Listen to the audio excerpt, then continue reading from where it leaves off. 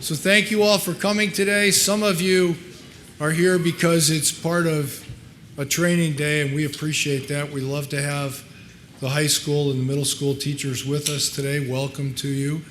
Our custom is to pray as we begin.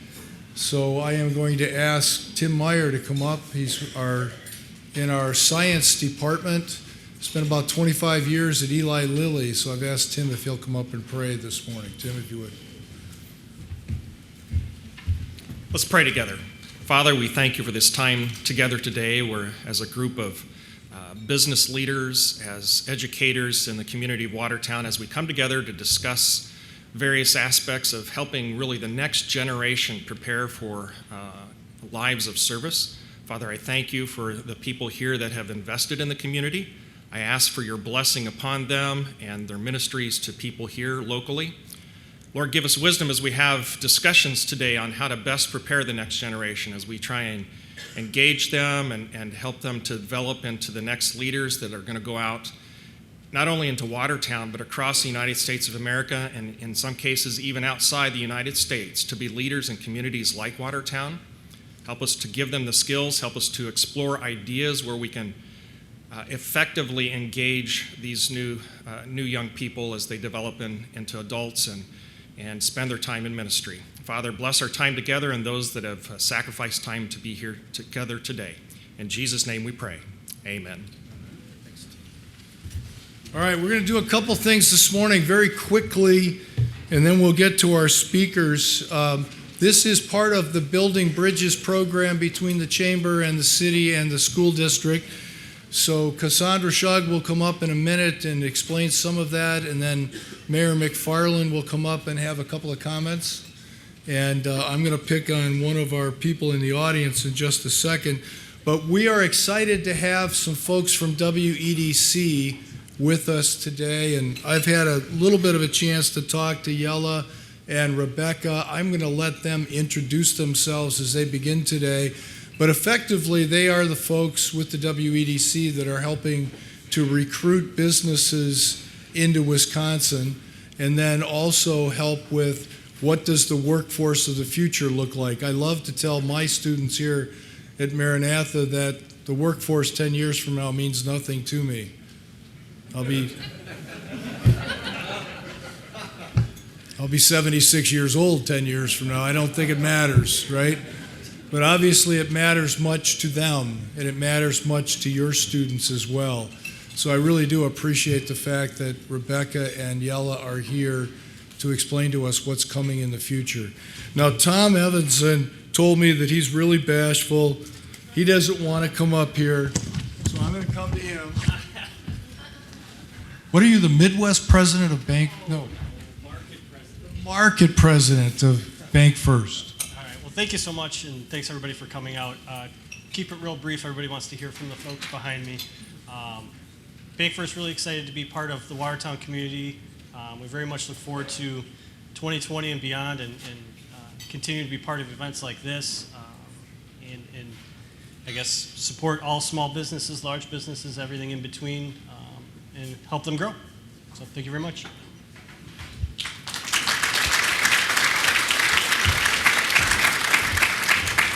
So what you need to understand is that I sat here 7 years ago with Scott Huddlepole with Town & Country Bank, and he said he wanted to start an economic breakfast series, but he didn't have a place to do it where he could get more than 50 people. I think we have more than 50 people in here today. So this is like the 8th economic breakfast that we've done here, and obviously by far the largest. So thank you all for coming.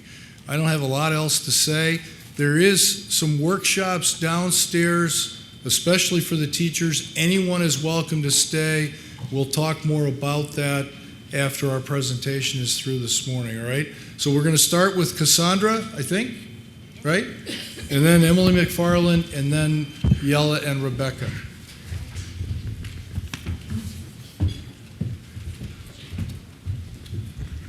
Good morning. I'm Cassandra Suge. I'm superintendent with the Watertown Unified School District, and I'm so pleased to see this giant crowd with us here this morning. Of course, we have our Riverside Middle School and Watertown High School staff here, but also great to see all of the community members who are out here this morning as well. Before I make my remarks, I want to extend a thank you to Maranatha and to First Bank for sponsoring our wonderful breakfast this morning.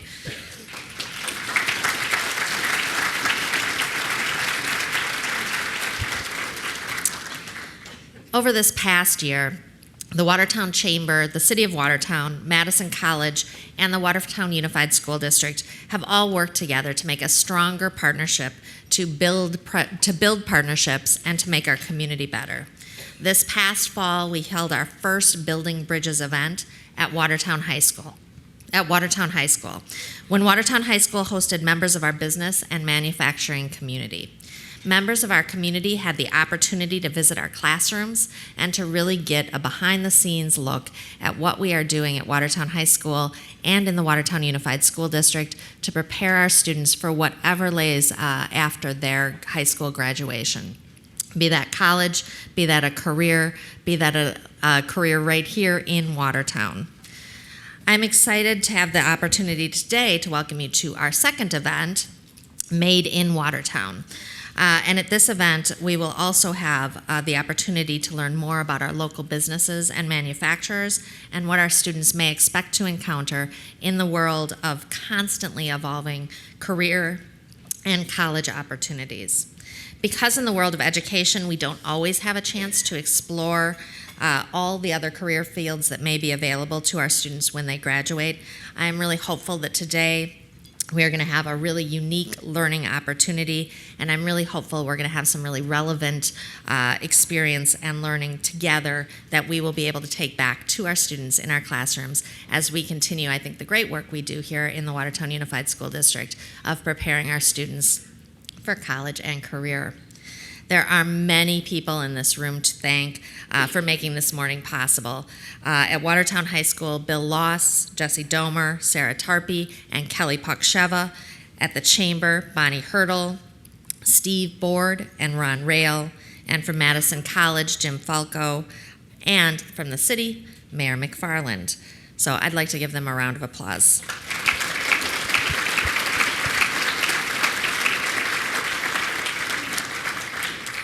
There has really been a lot that's happened behind the scenes to make this event happen, to make the earlier event happen. And again, I really hope that you will see the really positive impact of that partnership today and of our learning together.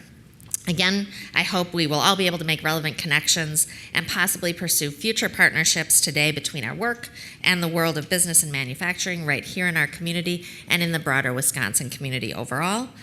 Welcome, enjoy the morning, and please welcome Mayor Emily McFarland to the podium.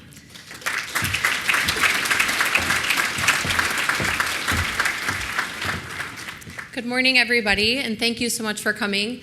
I'm Emily McFarland, the mayor of what I always say, one of the best cities in the state of Wisconsin, and I truly believe that. Cassandra touched on it a bit, but Building Bridges is a group of city membership, the Chamber of Commerce, Madison College, and the school district whose sole goal is to bridge the gap in workforce development, and that can be any gap. It came to be because I was doing business visits. I was engaging with our business community, and I kept hearing two things continually. The first was about workforce availability. And there was two things that they talked about in that. One is that we don't have enough affordable childcare. Their employers were hearing from their employees that they couldn't find childcare within a decent enough radius. So the City Council has approved myself and the internal city team to prepare a grant application process that will roll out later this year that will allow for anyone who wants to develop childcare in the city of Watertown to have access to some financing that will make it a little bit easier to meet the Department of Children and Families requirements. The second piece is what we're standing here today trying to accomplish. And what I always heard from the business community is that the school district only prepares kids for college. How often have our teachers heard that, right? And so after hearing it time and time and time again, I reached out to Cassandra, who's been a mentor to me in many ways, and I said, is this true? You know, enlighten me.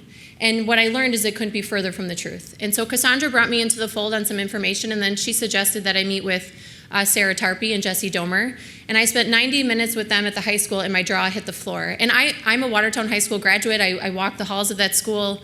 And there are so many amazing things happening there that when I left that 90 minutes, I knew that we needed to share that message. So I came back and I went to the chamber and I said, Chamber, there is clearly a need to share this information. How do we do that? And so we brought together all of those groups, and together we've produced the two events, one that Cassandra articulated earlier, and then the event here today. And our hope for today is, acknowledging that the educators in this room have a profound impact on the careers and the choices that our students make. We wanted to do two things. One is to connect you with our business community. We want you to ask them to be involved, to be a part of your students' groups and advisory boards, to come and speak to your students in the classroom. So I would encourage you today to make those connections. When we were walking through the high school, I kept asking, what do you need? Asking the teachers in the high school that I met with, what do you need? And some of them had something very quick, and some of them thought, well, I haven't been asked that before. So I hope that you can kind of take the opportunity today to think what you need from the businesses that you'll hear from. And the second is, acknowledging that you have this profound impact on students' lives. We want to empower you with the knowledge to speak to them about the employment that we have available here in Watertown. The city of Watertown, for example, we employ biologists, chemists, attorneys, accountants, police and fire, engineers, heavy equipment operators, and the list goes on and on. And you'll find that from the businesses in our community, we have those same expertises available to us, but I don't know that students necessarily know it. I was born and raised here. I'm a Watertonian through and through, and I am shocked every time I walk into a business and learn the skill sets that are necessary to have careers here in Watertown. My goal as mayor is to build a community that our students want to come back to, or better yet, want to stay in. And we're doing that in many ways. We're making large improvements in our downtown. But a big piece of that, and the piece here pertinent for today, is we need to prove to our students that they can have a wonderful, successful career here. So we're hoping that we're empowering you today with the knowledge that you need to talk to students and translate that information to them so that they want to stay here in Watertown. I would be remiss to stand in a room of educators and not thank you from the deepest parts of my soul for the work that you do for our students. As a parent in this district and just the chief executive of this community, it does not fall on deaf ears that we would not be successful without the work that you guys do day in and day out.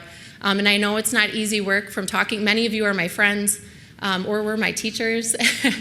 And I know that it's a thankless job in many ways, and I want you to know that the City of Watertown, the Chamber of Commerce, your own school district, and Madison College appreciates you very much. So please invest yourselves in this couple of hours this morning. I know you had to be here, but I hope that you want to be here and want to continue this conversation as we move forward. So thank you very much.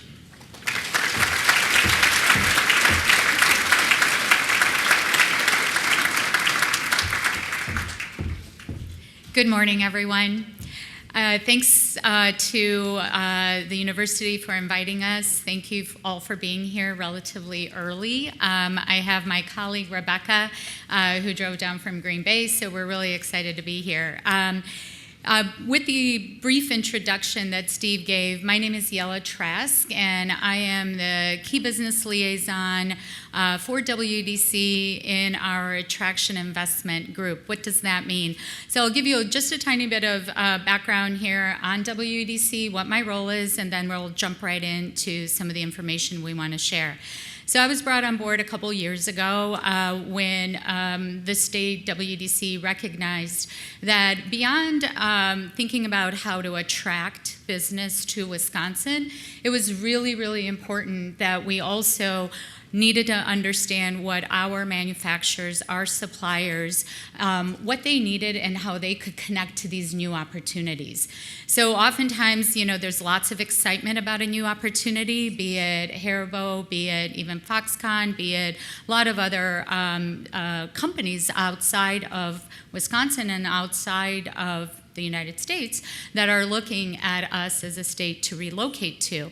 But what we weren't really thinking as much about is how to connect our suppliers to those opportunities? How do we understand what those companies need? And then how do we prepare our manufacturers to respond to those? So the area of focus I'll be covering is mostly around technology and the impact that manufacturing is facing with advances in technology. So it's an exciting area, particularly for those of you that are looking for new career opportunities. What's happening in manufacturing that's really changing the face of manufacturing? And then Rebecca, she also assumed her role just in the last couple years, and her focus is, again, back to this big question about readiness, is on the talent side, and what is WEDC doing on the talent side. WEDC would not be successful if we didn't understand what it took to work with all of you, our academic partners, our regional economic development partners. So we as a state organization, public-private organization, would not be able to do the work we do unless we understood how to connect to our local communities and how to build those bridges with our business community. So with that, and we're going to have time for questions, so please feel free to think about what you might want to ask us as we're going through our information. So manufacturing ready in Wisconsin. So manufacturing contributes around 20% to our GDP. We are consistently always ranked either 1 or 2, depends on the year, on concentration of manufacturing per capita employment. It's usually either Wisconsin or Indiana that we trade off with. So needless to say, manufacturing is critical, important driver industry to our economic well-being. Of those 9,400 manufacturers or so, over, I think, 80% or thereabouts, give or take a few percentages, are small, mid-sized manufacturers.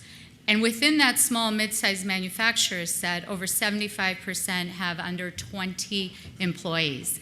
So we've got to really understand how to prepare these small, mid-sized manufacturers for where the industry is heading, and what does disruption look like. And so when you look at some of these technologies and some of these processes, pretty much every consulting firm out there, be it Deloitte, be it McKinsey, you name it, have all settled on these 9 different technologies and processes that are kind of in this bucket of the 4th industrial revolution. So we're going to touch on how all of these affect and what they really mean to our manufacturers, and how are we responding. So more specifically, so I touched on technologies, and I'll go into a little bit more detail on what we're talking about when we say AI. But it's also really important to recognize that there are some really important trends impacting manufacturing. And it's not just about impacting manufacturing, it's about recognizing we as consumers are also dealing with these trends. So increasing processing power and decreasing cost. So there's a lot more access to computing power. Broader adaptation of 5G. What does that mean? Data can go much faster. So when you talk about machine learning, when you talk about predictive maintenance in manufacturing, when you talk about what the careers of the future are going to look like, you can't talk about it without thinking about data and data analysis. And 5G is really the technology that's going to make that really come to life. Higher consumer expectations. So I spent about 5 years of my career in the Bay Area during the first dot-com boom, when there were a lot of usability experts trying to figure out best practices for digital experience. I was at a small company called eBay for some time. And so when I came back to the Midwest, it was all about, like, how do you optimize a digital experience? No one had any idea. Today, fast forward, it is just a given that anything you're going to do any potential website as a small business that you're going to build needs to be mobile, needs to be easy to use. So it's just a given. And that is what we've got to be thinking about even in our manufacturing and shop floor. And then all these diverse business models, like the shared economy, is incredibly disruptive. And it is pushing us toward needing to understand how to collaborate and cooperate even with our competitors. Because if you want to move fast and you want to do big things quickly, you're not going to be able to do them alone. But the upshot of all of this, I love this quote from Blake Moret. He's CEO of Rockwell. And he said, well, what does this all mean? What it all means is that accessibility is not about scale. So even the small, mid-sized manufacturer can use these trends, understand these trends, and be nimble and responsive. It's about innovation, it's not about scale. So I touched on the fact that we as consumers are pushing industry in this direction. So even if you as a manufacturer aren't sitting back and saying, wow, I have all this time to really think about strategy and vision, which you don't, you need to understand that the consumers are pushing us toward that, and we've got to be able to respond. So with over 21 billion connected devices and $111 trillion impact, we've got to understand what that means. We do, as I said, we have majority of our manufacturers are suppliers, so they need to understand what the OEMs are looking for. But for the OEMs that are in our state, you're looking at Milwaukee Tool. They need to produce tools that are smart, connected tools. So if a tool is sitting on the shop floor, it's processing data back to say it's idle and it's not being used. So how do we optimize it? Kohler, Smart Home, it's really looked at globally as a company that is pushing the envelope in smart connected devices inside the home. None of this can work, and I'll speak to this a little more with a specific industry that we're very strong here in Wisconsin. But you've got to be thinking about cyber. You can't take any step toward a connected device without understanding what cyber means. And this is a great quote from a leading expert in cybersecurity. You're just going to have two companies, one that has already been breached and one that hasn't. And we hear so much from the small, mid-sized manufacturers saying, I'm too small, no one's going to really care about me. Well, you know what? It's not about caring about you. It's about caring about what your role is in a supply chain that could be incredibly disrupted if you are breached. And so Rebecca will really spend more time on the talent side of things, but being at a university, you can't miss the point around the jobs of the future. So Steve, you may not care about what those jobs are going to look like in 10 years, but this point is like we're not quite sure what some of those jobs are going to look like in even the next 5 years. So we've got to be thinking about that. And consistently over the last 4 or 5 years, WMC, the Wisconsin Manufacturers and Commerce, the lead industry association for manufacturing, does their annual survey, and for the last, like I said, 5 years, workforce. So to echo Mayor Emily's point, it is what we hear all across the state. My first year, I did about 50 to 60 events. I was all over the state, and that is by far the most important critical item. But what we need to be thinking about is how does that actually tie to productivity, and how does technology fit as a solution to offset the workforce challenge? And so what we need to maybe also be thinking about, to that point of being part of a supply chain, Haribo, company I just mentioned, they're expanding to Wisconsin. It's their first corporate headquarters outside of Germany will be established here in Wisconsin and North America. And why do you think they looked to Wisconsin to even start with? It's because of our strength in food and beverage processing. So manufacturing is the backbone to all these other driver industries, be it food and beverage, be it water technology, be it energy, power, and controls. Manufacturing cuts across, even biohealth.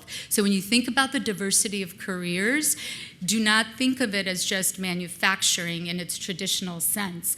Our strength in biohealth is our manufacturing backbone. So with food and beverage, back to the point around what are consumers, how are consumers impacting, confectionery is like the front line of consumer choice. We all expect personalization. I was with an agency, a marketing agency back 10, 15 years ago when M&Ms first came out with their personalized messaging on the M&Ms. Spent a lot of time thinking about how quickly can we personalize a message, a Valentine's message, get it out the door in, I think it was like a week. Now, with Amazon Prime, if you don't get it in the next day, I've got my 10-year-old wondering, asking Alexa, hey, when's my package gonna arrive?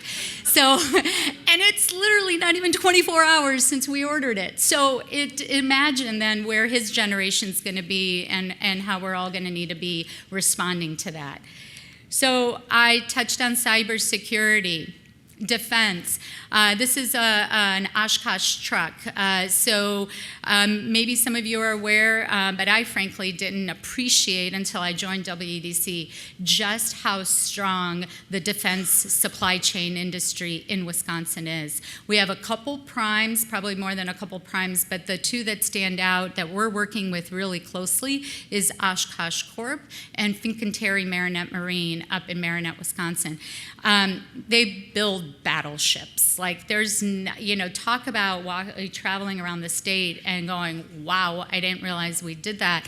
I think I thought that we did the mechanics of it or the manufacturing, but we take it end to end. We actually outfit these battleships with the software that's needed and then it's a 4-year cycle to build some of these things. Where I'm going with this is that a couple years ago, Department of Defense came out and demanded that not only did the primes like Oshkosh or Fincantieri need to be cybersecurity compliant, all of their suppliers from Tier 1, Tier 2, Tier 3 needed to be cybersecurity compliant. It is a moving target, so they just released another set of standards. We are putting together a proposal because they came to us, DOD came to us and said, you present some risk. Not because we're not any more cybersecurity compliant than anyone else, it's just that we've got Oshkosh, we've got Fincantieri, we've got some other companies that are critical to the supply chain, and they said, we need you to apply for a federal grant so we can try to get our suppliers cybersecurity compliant. So WEDC leads that effort, but works really closely with our academic partners and our regional partners and with our primes to say, how do we get to these small, mid-sized suppliers so that we can get them cybersecurity compliant. Automotive, probably not necessarily an industry that really crosses lots of folks' minds as something that Wisconsin is really strong in, but we are. Back again to the supply chain. Sure, Detroit is recognized as being home to the OEMs, but we're really a leading provider to the supply chain for automotive.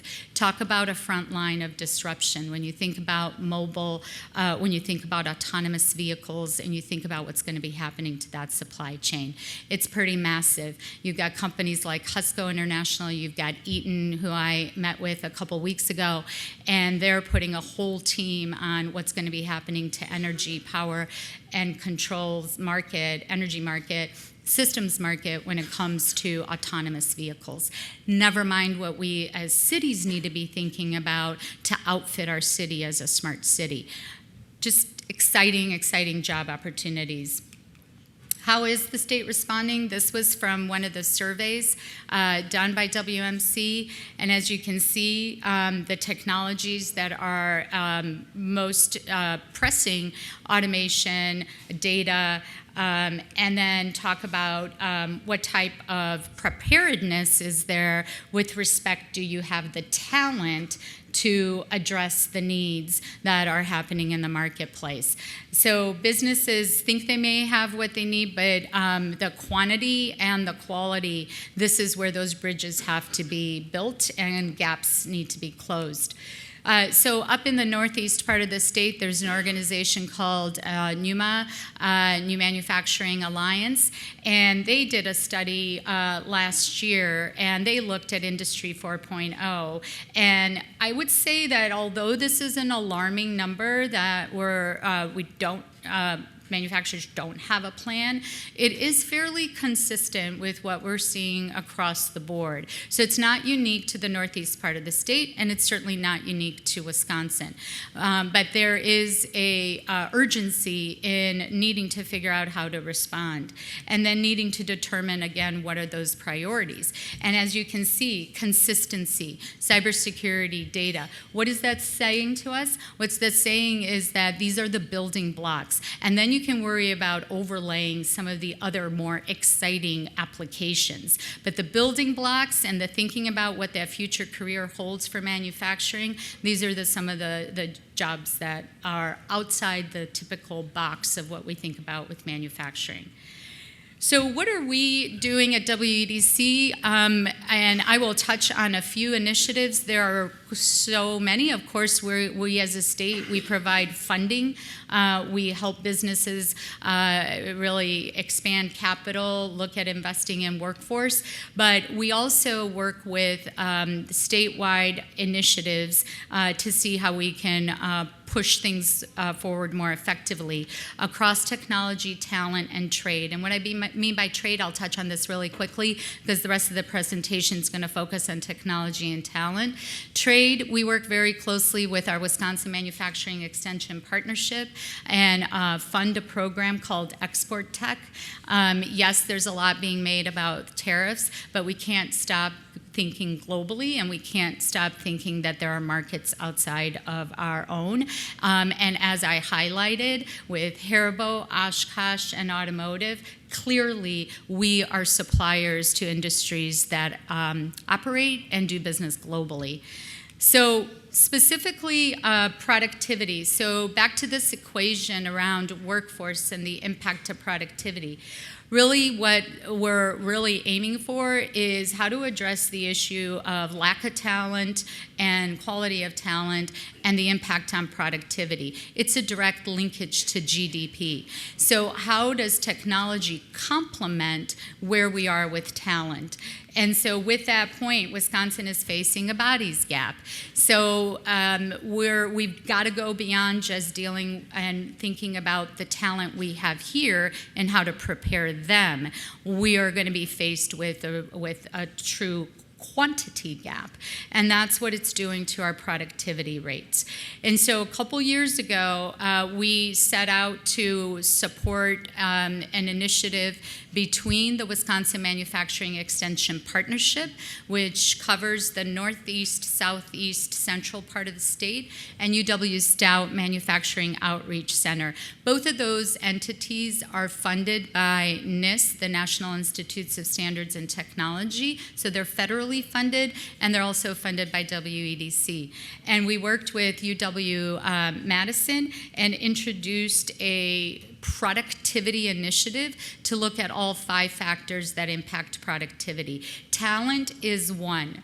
Leadership, innovation, technology, and operational excellence are the other 4. So this isn't about a single one thing that's going to solve our productivity challenge. It is across the board, these 5. And what we've learned is that with a cohort of about 30 companies that have gone through this in the last year, we are realizing 30% productivity improvement at the shop floor. And when you model that out, 30% will provide us an opportunity to sustain a 3% GDP growth. What we also learned is that it's kind of the law of diminishing returns. The majority of that productivity impact will come from just doing best practices. Continuous improvement, really looking at best practices. That's that blue wedge. That's going to give you the biggest bang for your buck. Once you're at that point, then you're thinking about how to offset those workforce shortages and challenges with automation. Automation is a friend. It's not the enemy. It's not going to take away jobs. And then ultimately connected systems.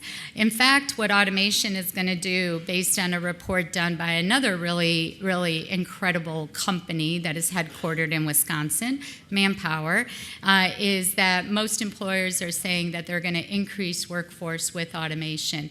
We have several case studies that we have prepared. Happy to share them after. You can share with your teams and colleagues, is a company out of Waukesha who increased their productivity response time. They provide parts to Harley Davidson, and they invested in automation, and they went from a 50-week design to end down to a couple weeks with automation. And they've increased their workforce because what they've been able to do is upskill, make room, and then hire more. So it's a great, great case study. Another initiative that we're working closely to support, and when we look at supporting initiatives at WEDC, we always want to make sure that industry is at the table. We know that just funding from the state isn't going to get us over the finish line. So when Rockwell, Microsoft, they've got a pretty big presence here in Wisconsin. They have some connections. Their CEO is an alum of UW-Milwaukee, and their president is from the Green Bay area. So they're putting a lot of investment, not so much you would think in necessarily technology. Of course they are. They've put some investment here with the connected systems, but in talent. They see that that's where their play in Wisconsin is really going to make a difference. And so they came to us and they said, we need to bring together the business school, the computer science school, and the engineering school and create a multidisciplinary offering.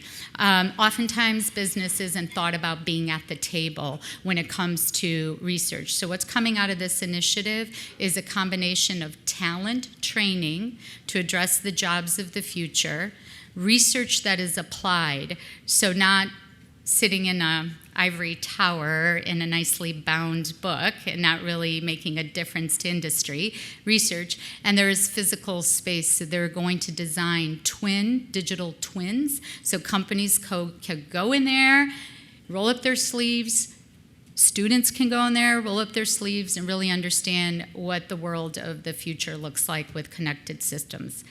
So what we've done is try to make sense of this by building this little diagram to show where you begin and then how you build toward. It's never really an end, it's a journey. And you start with cybersecurity, you start with data. You're not going to be able to do much with AI unless you have a data infrastructure. Through the TPI model, assessment model, how that works is you go through an assessment as a small mid-sized manufacturer, and out of that assessment, the gaps are identified, and from those gaps, this type of model is designed to tell you where you need to prioritize your efforts, and then what is your return on productivity going to look like.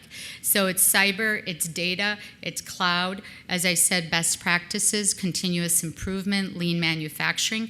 That's the blue part of that wedge. The orange part of that wedge is automation, so there's a full-blown plan. So often we hear that companies are investing millions in automation because it's the next cool thing to do.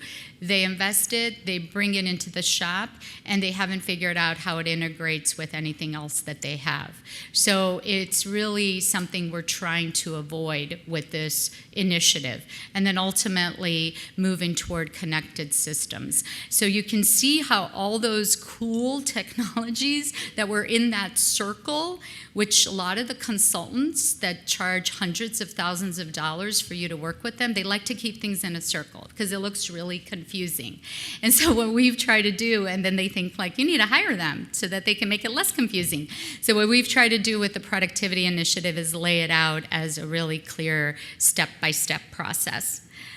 Another effort I do want to highlight, because back to how good we should all feel about being in manufacturing and being in Wisconsin. Wisconsin was selected as one of 5 states to participate in a national initiative around figuring out how to keep manufacturing resilient and responsive in the 21st century. So what that means is that again, NIST and the federal government are investing in us to bring together key stakeholders, and we've now gone out to DC. We're going back out again in March on the campus of NIST in Gaithersburg, and we're going to meet with the other states where manufacturing is critical to their well-being and economic development, and we're going to share best practices, and we're going to figure out how some of these programs that I highlighted, how do they scale? Because what's right for a Microsoft or a Rockwell is probably not going to make sense for a company that has 20 employees. So this national initiative that I'm a part of, I'm on the core team and planning to be out there in March, is really great because it really puts the limelight on Wisconsin and manufacturing and how critical it is, not just to our economy, but to the nation as a whole.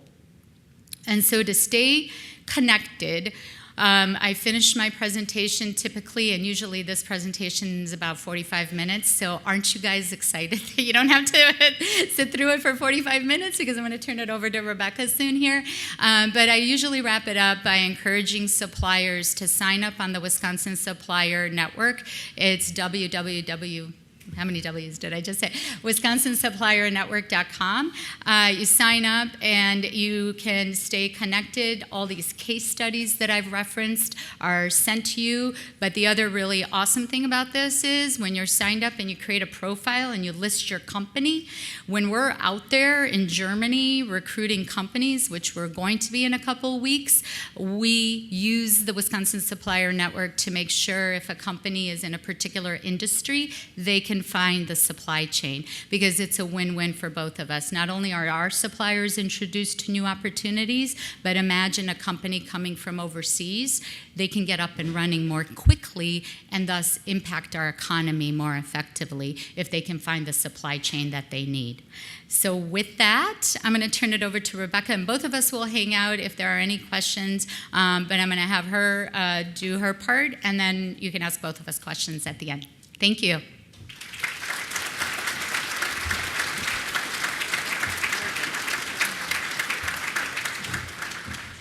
All right, good morning, everybody. I had a beautiful drive down from Green Bay this morning. It started out very dark, and then the sun came up, and it was beautiful and gorgeous. But I sat for a long time, and I think you've been sitting for a long time. So doesn't everybody just stand up for a second? I won't make you do the hokey pokey, but just move around, say hi to your neighbor, shake it out a little bit, and we'll get going from there. But while you're doing that, I'll just give you a little background about myself. My name's Rebecca Deshane, and I am the Talent Initiatives Director at WEDC, and it's a joint liaison position with UW System. So with that, I'm going to get into these details, so go ahead and have a seat. Now that you're all stretched out. I will, thank you. Awesome. So again, Rebecca Deshane, Talent Initiatives Director. It is a joint liaison position between WEDC and the University of Wisconsin System. It is the only position that we are aware of where the state public university has partnered with the state's economic development organization to create a position to help bridge the gap between industry and university, between university and industry, and how do we break down silos and become more integrated in how we're approaching connecting our talent pools to the needs of our business community, but then also helping our business community become more engaged with our talent coming through at an earlier level and not just waiting for them to walk in for an interview from that perspective. But as you're all aware, Yellow talked about this a little bit as well, there is a strong need for workforce in the state of Wisconsin. We are still at a record low unemployment rate, which is great. We have a lot of people that are out there and in the workforce, but that also means that it's harder to find people to come in and to fill the roles for you to have continued growth if you're a business, to go from there. And it creates those frictions as it relates to how do we make sure that we're helping students, parents, communities understand opportunities that are going to become available. And then you layer on top of that the fact that we have an aging demographic that's not necessarily growing. So for those in the room who are about my age, we're the 65 here and the 2040. The first time I saw that slide, I was like, did the math. I went, oh, hey, this is me. So we're going to be in the red, and it's really not that far away. That's 20 years from now. We are looking at ways of how do we help work through that. We're not going to solve this issue, but it's a factor in what are the things that we can do now so that a generation from now, we've put some measures in place to help us bridge those gaps and fix that. The good news is we're starting to see an uptick in our migration.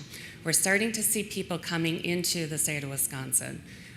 Now, we're also losing some people, so our net migration is low, but we're beginning to see a small uptick in those that are coming in from an in-migration standpoint, which is great. And they're coming from Illinois, which is even better. We're going to convert them all to Packer fans, and they're coming over from Minnesota. So it's our neighbors that are around us that we're starting to pull those folks into us. So what I'm going to do here today is talk about a few things that we have going on at WEDC, and then open it up for questions. But I'm going to talk about our marketing that we have been doing as it relates to how do we help address some of these perceptions issues that we've had in the state of Wisconsin. I'm going to talk about some very proactive initiatives that we have in place to help increase that talent migration into the state of Wisconsin. And I'm going to talk a little about some best practices. And the mayor already talked about them. I mean, you could have just done my presentation, I think, is what it does. So it validates either the work that I'm doing or the work that you're doing, or a little bit of both, that you're on the right track here in this community to put those measures in place to go from there. So in 2018, WEDC launched a talent marketing initiative. So we've been marketing our business climate, but again, hearing workforce was our big challenge. We began marketing about the lifestyle, the career opportunities, the quality of life that we have in the state of Wisconsin. We are currently in 13 Midwest markets. You say, well, why are you only in the Midwest? Well, money is always a factor. But these are folks, and we saw it on the migration slide, that are willing to move, that are familiar with who we are as the Midwest, and that can come through. And then we can begin to build that momentum, and then we can spread out a little bit further. Now, usually this is at the end. I'm going to put it here just for you all to see. We do have a talent marketing toolkit. We have a robust library of assets, but we don't want them just to sit with us in the marketing we're doing. We want you to be able to use those as well. And you have that opportunity to use them for free. So as I'm going through, you'll see a few of the different things that we have in place. But this really creates that opportunity for us to be sharing that same message about this quality of life. And maybe you're a business that has some really great information and really great jobs, but you're looking, how do I help talk about the quality of life? We have some assets that you can embed into your website. So on your careers page, it's not just about your jobs, but who we are as the state of Wisconsin. And you can begin to co-op and to leverage those assets without having to invest and spend the money to build those out yourselves. So I encourage you to take a look at that as well. So first and foremost, a video. With a booming economy and over 15,000 lakes, we're just as much a great place to work as we are to play. Wisconsin, it's more you. So again, it's a very small video, but it's really talking about quality of life. We have a lot of different videos that talk about different things such as career opportunities in the STEM field, low commuting time, low cost of living, how much more house you can buy versus being in a larger city. So things of that nature that are appealing to generally the millennial market as they're looking at what are those next steps for them as they're trying to move. But are really created in different sets of assets. So whether it's on video, we can do it through social media on Instagram, LinkedIn, Facebook, Twitter. We have a number of different assets and resources that help us tell this more you message. You can have more here in the state of Wisconsin. And not only can you do it for the state of Wisconsin, but you can narrow that down. So it's talking about Watertown specifically. It can be more you in Watertown. So you can use those assets to talk about what you have going on in this community. And I was so excited to hear the mayor and Steve talking about the investments that you're making in your community and in downtown. And that revitalization, because place is a really significant part of what people are looking at as they're considering moving through those different portions of their life. And where do I want to be? And maybe I want to come back home. And my hometown is doing lots of great things, and it's really exciting, and there's all these opportunities. We also have different assets. This is a coaster. We actually have hospitality kits for you. So if you're interested in hosting an event that's also branding Wisconsin, coasters and napkins and actually little coffee sleeves and toast, right? Who doesn't want toast in the morning? So these are different things that we can partner with you to bring those, that messaging, that marketing feel to the things that you're doing. Another key area that we're looking to connect with is our Wisconsin alumni. So if you went to a school, you were campus here in the state of Wisconsin, we know that you probably had a really great experience. We hope that you had a really great experience. And we want to be able to tell your story, whether you went to school and then stayed, or you felt you needed to leave to pursue your career opportunity, but then realized everything that you wanted was here in the state of Wisconsin. We want to begin to share those stories and encourage people to consider coming back to the state of Wisconsin. So we have, again, the co-op marketing. These can be branded in any way. So Maranatha, you can have your own version of highlighting an alumni in this fashion where you just tell a short story. So we have all these resources, so you don't have to think about that creativity piece. You can just plug in that information that's needed to represent what you're doing.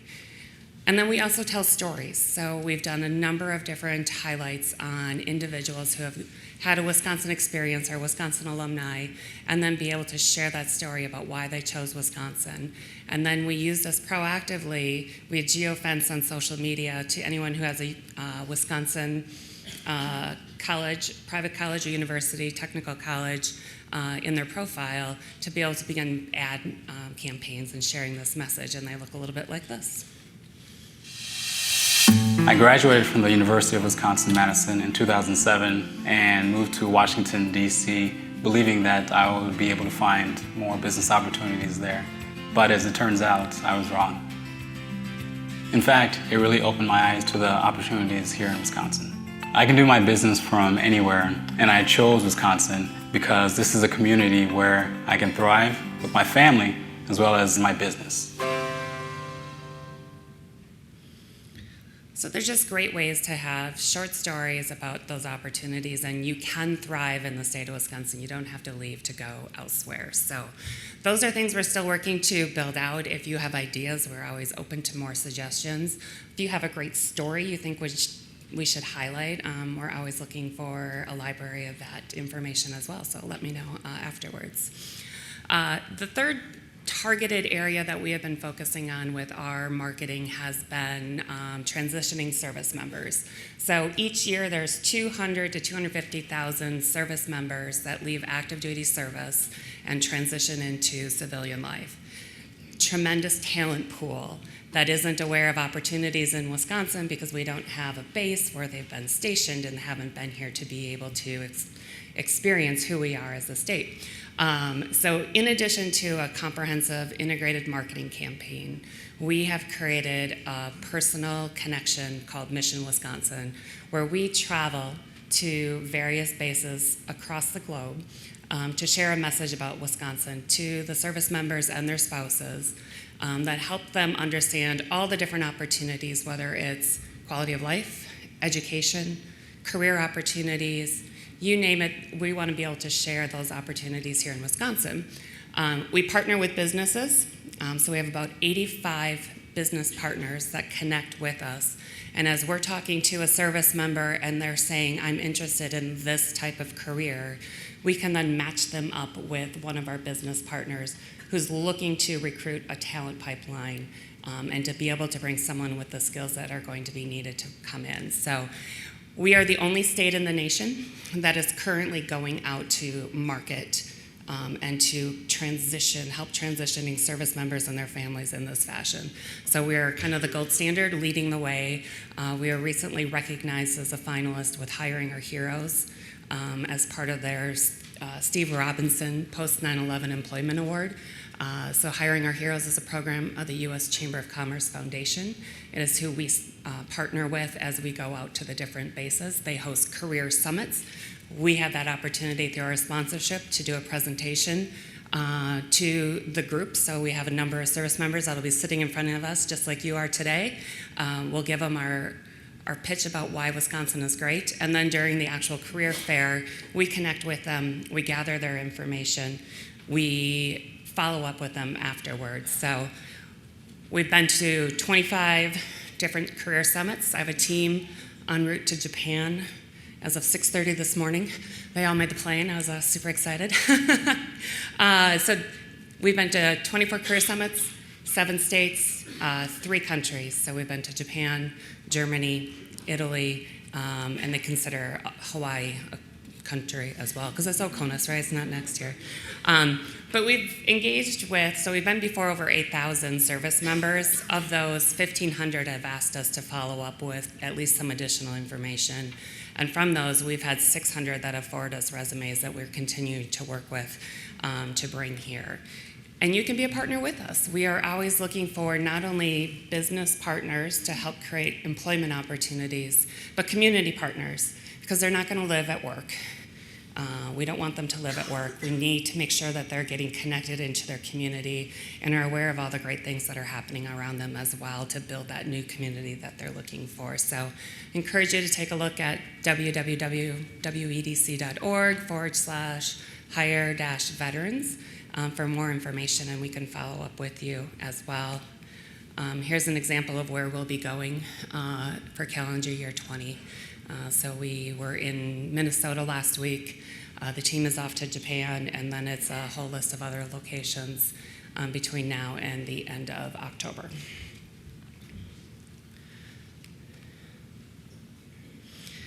So those are our very specific initiatives as they tie into what we're doing from a marketing standpoint.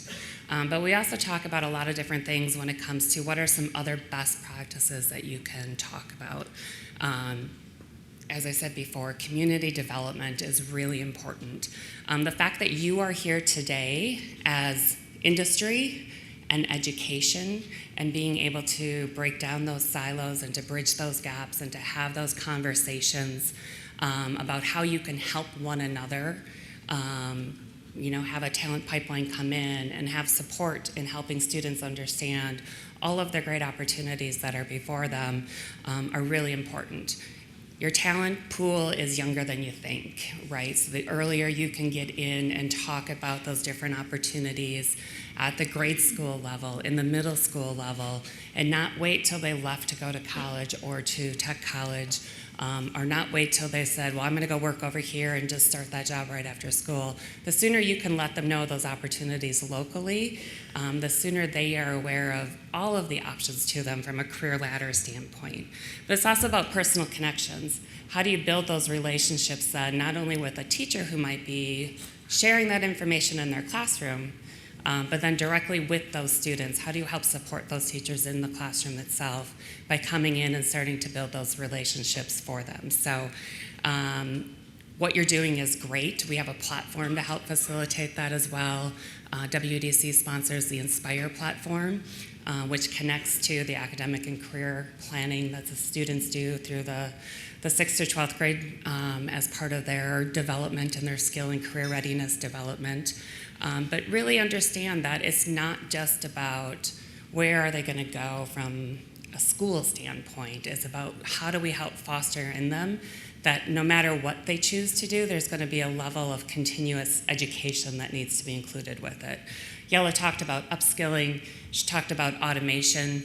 Automation also requires a little bit of new skill learning for existing workforce, but we don't know what the jobs of the future are going to be, right? We talked about this already. You don't know what 5 years from now what those jobs are going to be or what skills might be required to be part of that. So we just strongly encourage you to make sure you're looking at how do we build and share already with students who are existing, but even with your own existing workforce, what that continuous education model might look like. I work with UW System. They have the UW Flexible option. And this is a great program because it allows you to come in to an online course and to not have to go through a traditional model where you have to sit through X number of classes, but you can already test into competencies that you've already learned. So you can come through, if you have those skill sets, you can test out of classes and move forward and progress so that you're only in that area of study of new skills that you need to learn. If you can demonstrate you already have those existing skills, it's going to advance you through that without having to sit through semesters of classes. So it's a great option if you are an employer in the room and you are looking at how do we support our employees in pursuing those next things. How do we support career pathways for them that might include some additional levels of education? It's a great resource to look into. Can also help you with badges and credentialing as you're looking to work through those.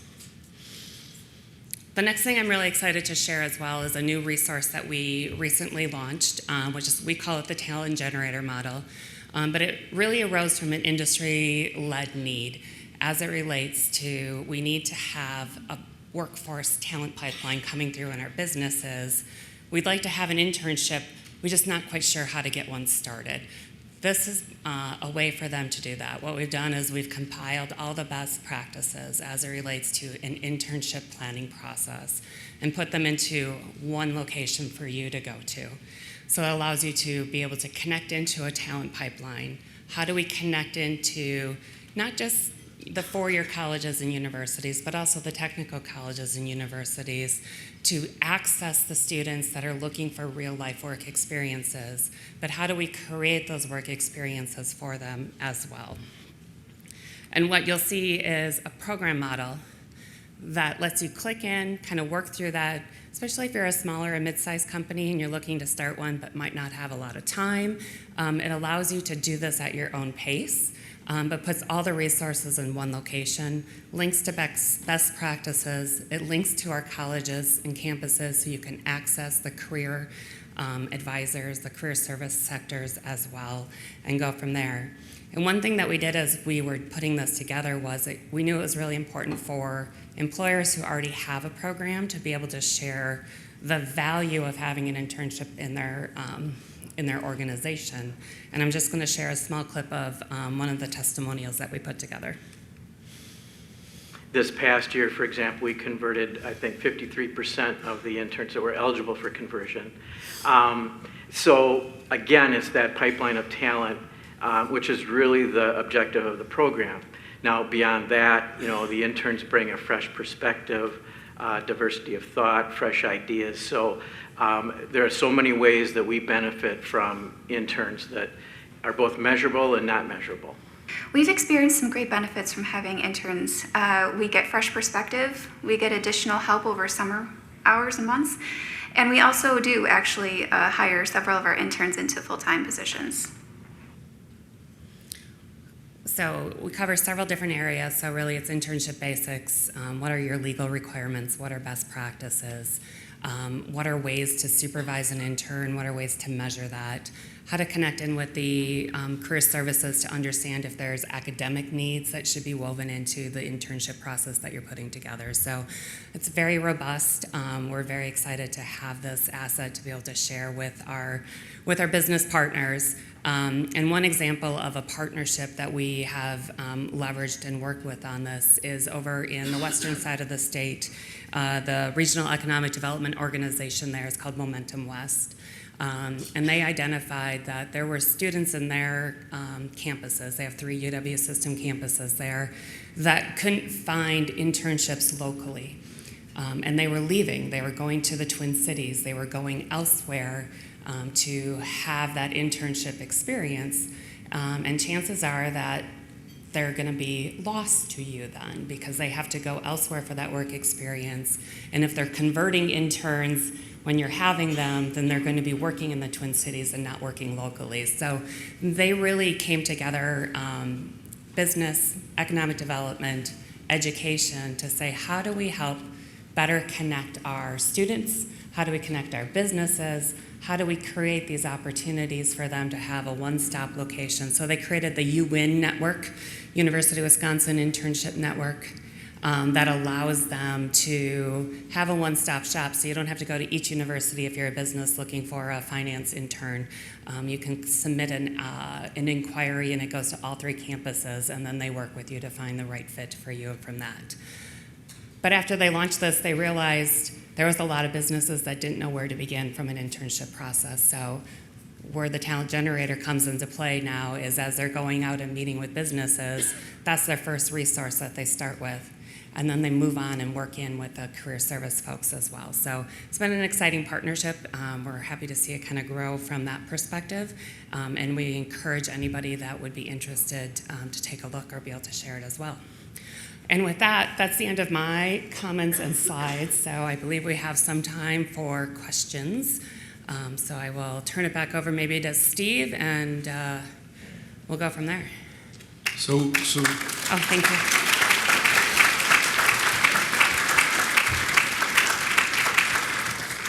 We are recording this, and we have 3 microphones around the room. So if you have a question, we'll give you a microphone, and you can ask that question. Anyone?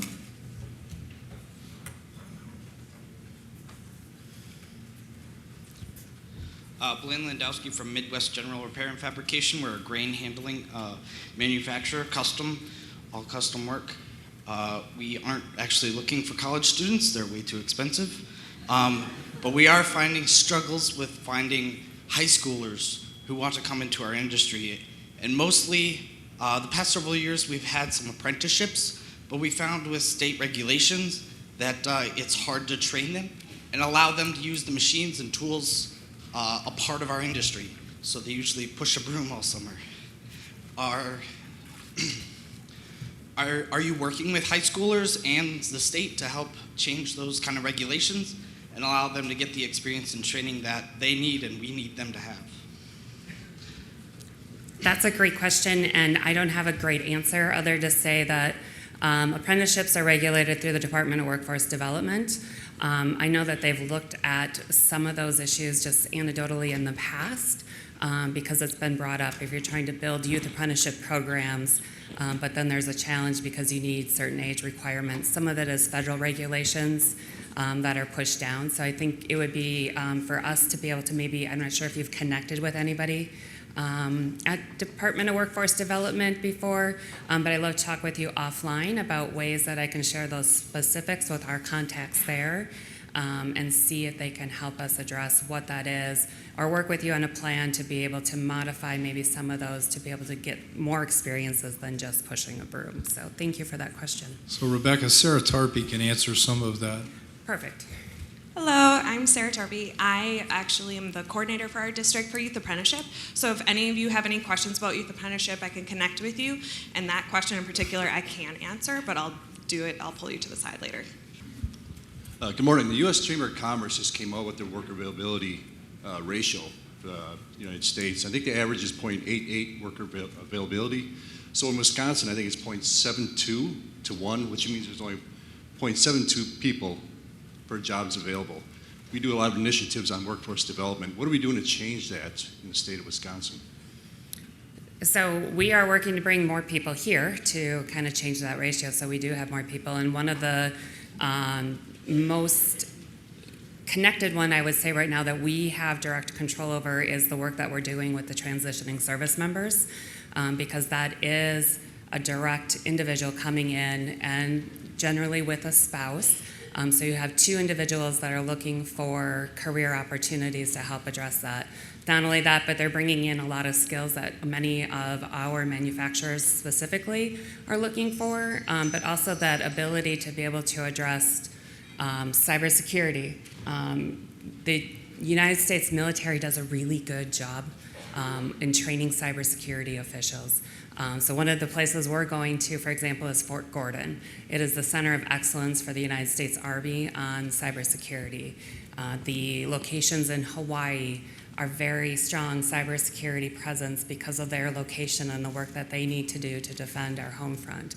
So those are opportunities that we're doing, not just on helping to skill the folks that are here in the state that might be unemployed or underemployed, but how are we very tangentially bringing more people into the state as well? Someone else? Yellow, what are you doing with startups? What does WEDC do to help with startup businesses? We can do it together. So we have a very robust entrepreneurship and innovation division that works across multiple facets of the startup community. We have a program in place that really helps build capacity in communities to support local organizations that want to do different boot camps and trainings on that level to really foster that ideation and those real skills that are needed. It's one thing to have an idea, it's another thing to bring that idea into market. We have a QMBV program, which are tax credits to support investments into qualified new business ventures. We're continuing to work on different programs such as Hatch. So it's a broader scale from there. It really is like a three-pronged effort. As Rebecca just said, we look at helping investors offset investment in startups. So we're looking at that channel. We're looking direct to startups, businesses who can come to us based on what their new idea is, how to help that, and then the partner ecosystem model. Each of our industry partners that I highlighted, water, energy, bio, has a built-in startup accelerator program. So what we feel really excited about is that, yes, there are startups that are happening in Wisconsin that are coming up with apps that we don't really know we needed, which is a lot of what I dealt with in the Bay Area.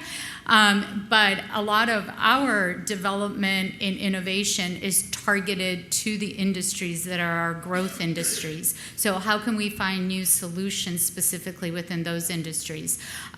The other really great thing we're really proud of, just 3 weeks ago, there was a big study that came out from the Brookings Institute, and it was a call to action, I guess for lack of a better word, to the powers that be, the federal government, to say that we're really at risk as a country that our startup activity is on the coasts and what's happening in the Midwest. And so I encourage all of you to take a look at this study, and it's talking about how to support growth centers in the Midwest.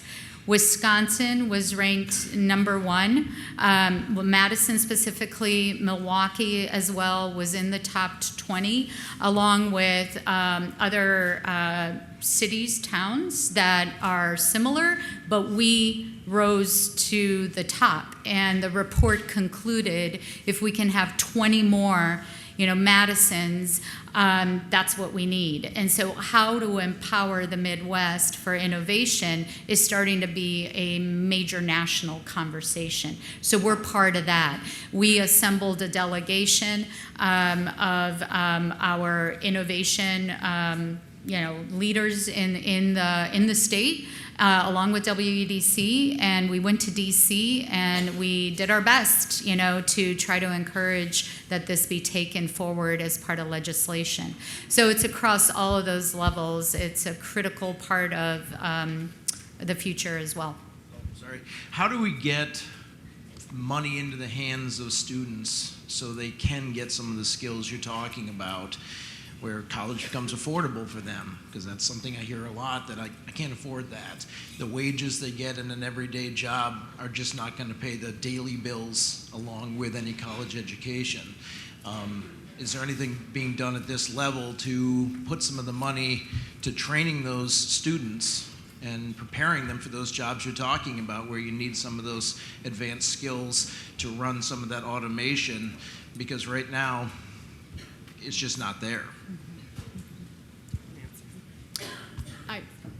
We at WEDC do not have a specific program that's down at the student level. It is largely at the business level to provide ways to offset the costs of, on the hiring side. We also do funding of Fab Labs, which is an initiative to try to put equipment into schools to help train so that you could potentially be out of even high school with some of the skills that are needed, and not necessarily, have to look to a 4-year or even a 2-year, frankly.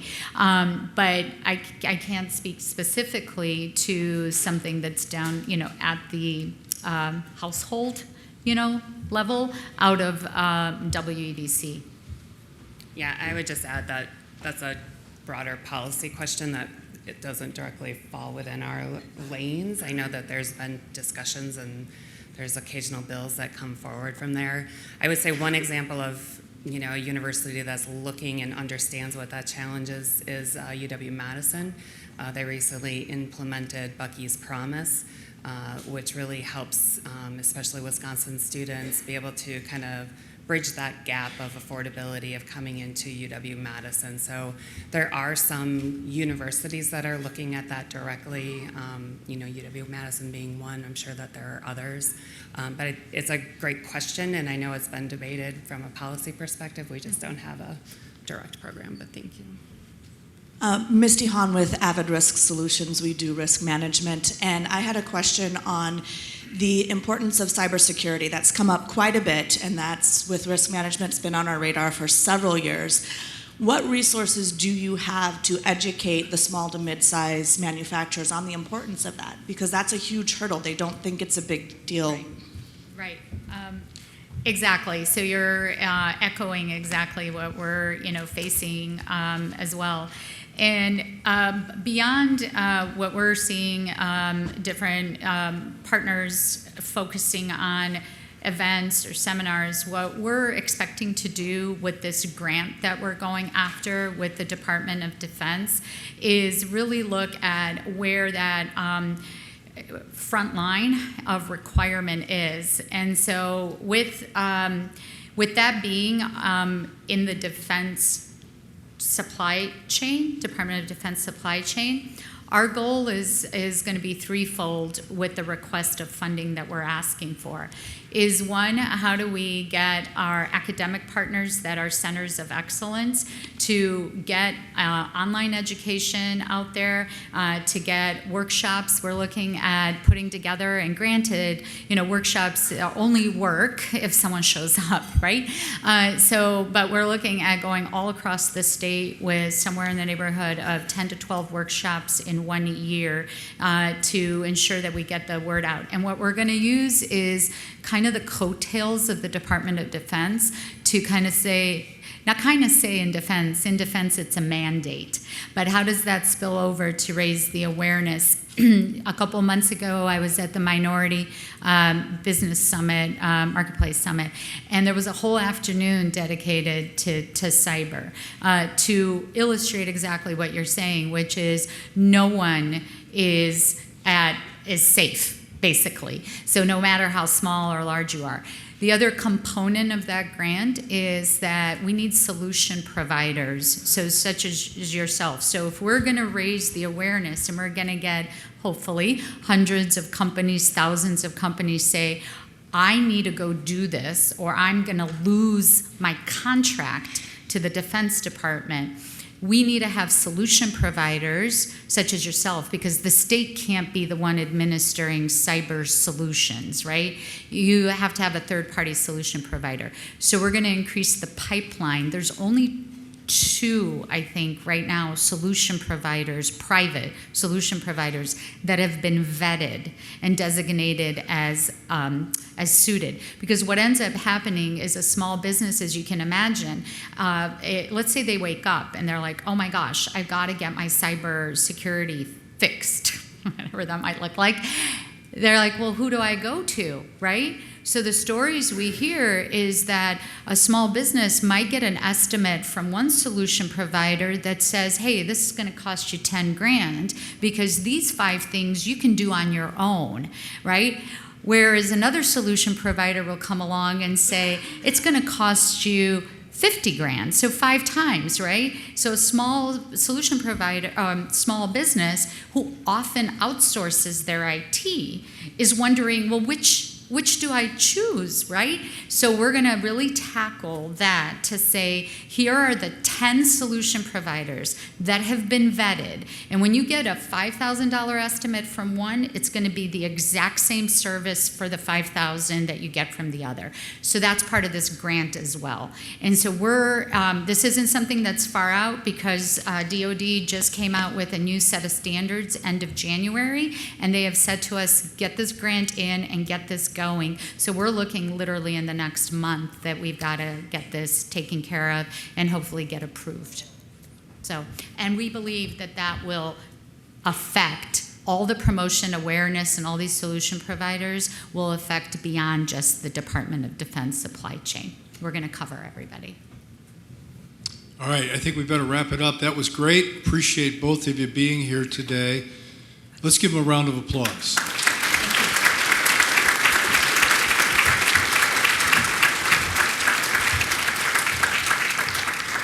I don't think they're going to rush off. So couple of thoughts for you before you leave. March 11th is a career fair over at the high school. There are about a dozen spaces still available for you if you would like to advertise your business to those students.